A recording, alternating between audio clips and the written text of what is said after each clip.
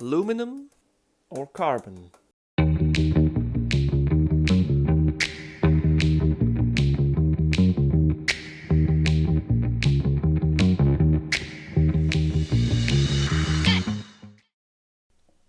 Alright, we have 7 reasons why not to buy a carbon frame or a carbon bike in general.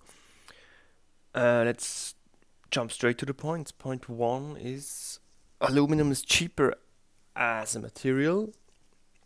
So if you buy a road bike, an aluminum road bike will almost always be cheaper.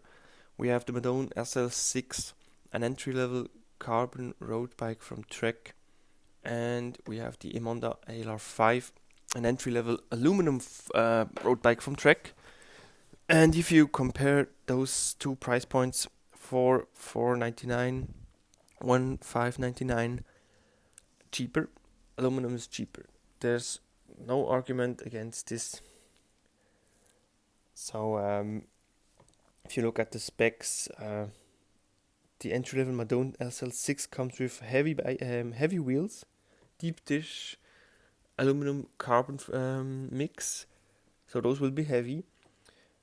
Those are more shallow rims, still heavy, but probably not as bad as those, because those really don't have any advantage, maybe in the flat, but let's talk about aerodynamics later.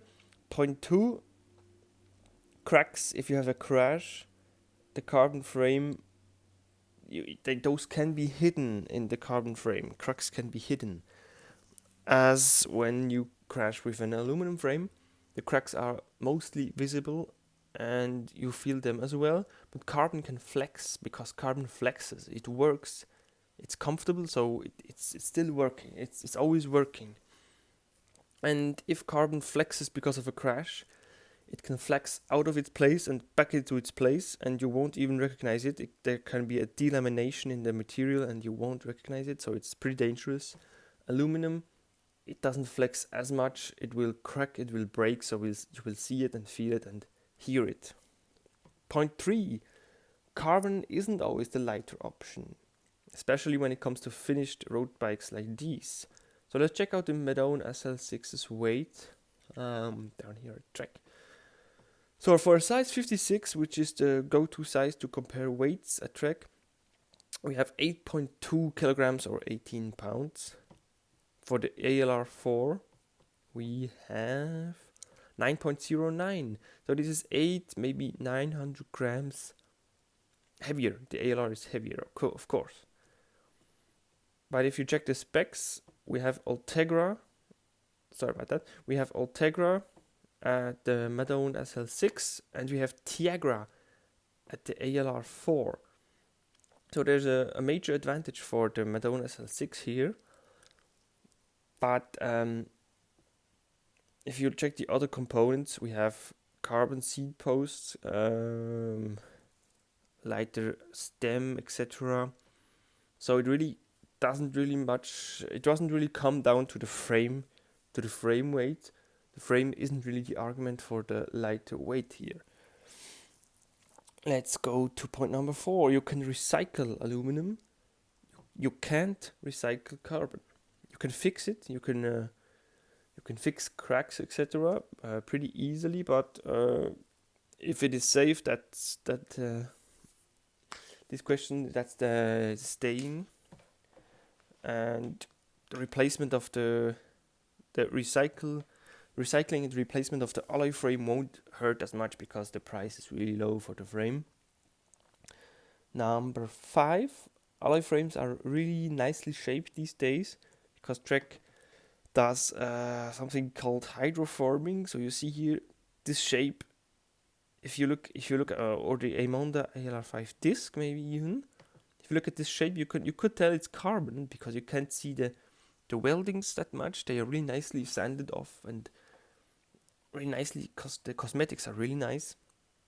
So the argument for, like a nice frame with a nice shape, which is beefed up and elegantly shaped, this isn't really an argument anymore, because aluminum frames look like carbon frames these days. Of course, you can't get to this shape here, but if you really need this shape, because yeah, if it looks cool, you can get it, but it's not necessary. You don't necessarily need this shape. Point number 6: carbon won't make you faster. So you want if you want to go pro-like and get the latest and greatest, that won't increase your time on the local climb. Sorry to tell you the raw truth here, guys. But what makes you faster is your FTP. If you increase it with nice efficient training, your blood volume, your weight, and your daily form really are deciding factors. And the fact you have a carbon frame that is maybe 500 grams lighter than the aluminum frame, that won't get you the new PR, the KOM on the Strava segment at your local climb. Point number 7 goes back to point number 1. The aluminum frame is cheaper than the carbon frame.